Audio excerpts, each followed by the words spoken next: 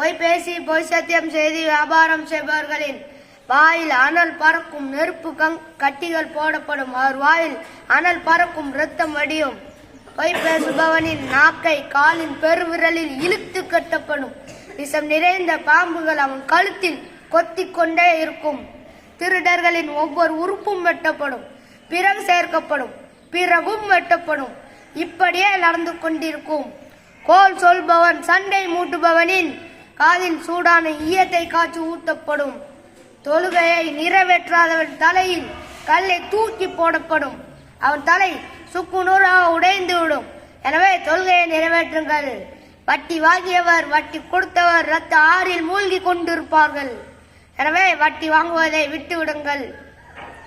புறம் பேசுபவரின் வாயில் நெருப்பு கங்குகள் போடப்படும், நெருப்பு கத்திரியால் வெட்டப்படும். எனவே புறம் பேசாதீர்கள். சத்தம் போட்டு கூச்சலிட்டு